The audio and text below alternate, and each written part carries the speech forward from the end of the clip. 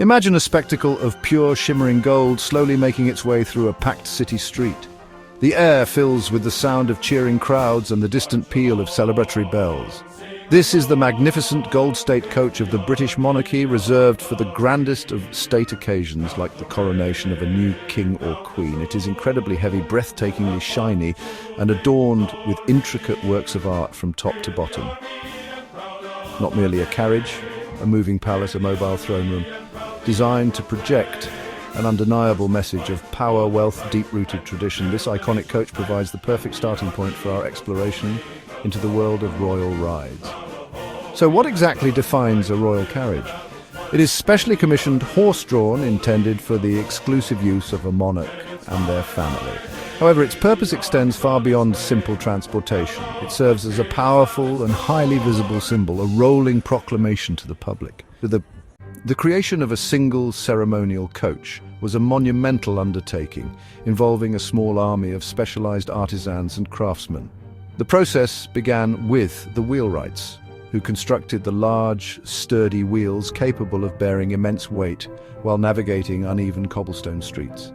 Then came the coach builders, who painstakingly shaped the wooden frame of the body, often using curved and complex forms that required years of experience to perfect.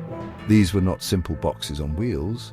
They were flowing sculptural forms designed to impress and delight the eye from every possible angle. Every joint had to be perfect, every panel flawlessly fitted to ensure the vehicle's structural integrity during its slow, stately processions. Once the basic structure was complete, the surface decorators would begin their meticulous work. This is where the carriage truly transformed from a vehicle into a work of art. Master carvers would spend months, sometimes years, fashioning elaborate figures, floral motifs, royal crests from wood, which would then be attached to the body panels and undercarriage. Following the carvers, the gilders would apply whisper-thin sheets of gold leaf, carefully burnishing each one to create a brilliant mirror-like surface that would catch the sunlight and dazzle the crowds. While the golden ceremonial coaches capture the imagination, it is crucial to remember they were only a tiny fraction of a royal fleet. These showpieces were far too heavy, valuable, impractical for everyday use.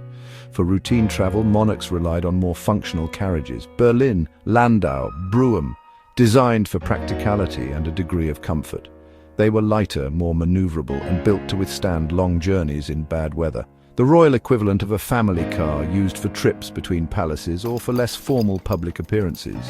The design prioritized function over flamboyant decoration. Still elegant and built to high standards, but lacking the heavy gilding and carving of ceremonial coaches. They often featured enclosed cabins with glass windows and sturdy doors that could be shut tight against wind, rain, and snow.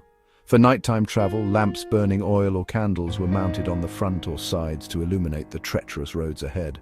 Security was also a major consideration. Guards on horseback frequently accompanied these carriages, and the drivers or coachmen were highly skilled professionals. As the roar of the internal combustion engine replaced the gentle clatter of horses' hooves, the role of the royal carriage shifted forever. No longer a tool for daily travel, it became a cherished symbol, a physical link to a nation's history and traditions.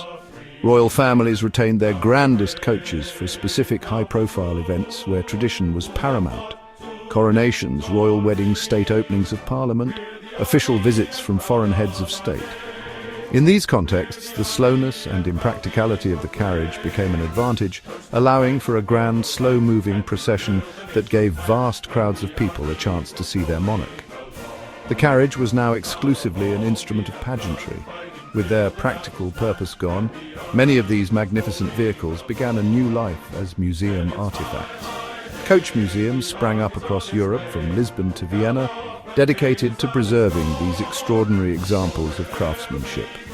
Here they could be protected from the elements and studied by historians and the public alike.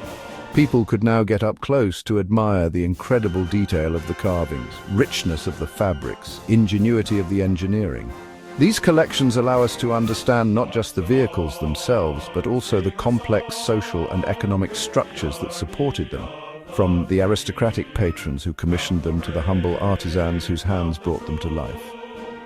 They're also, quite simply, breathtakingly beautiful objects, the fusion of so many different materials, gleaming gold, rich silk, vibrant paint, polished wood, supple leather, into a single harmonious creation is a celebration of human skill and artistic vision that can still inspire awe hundreds of years later. If you have enjoyed this little journey into the glittering world of royal carriages, please do subscribe for more stories from history.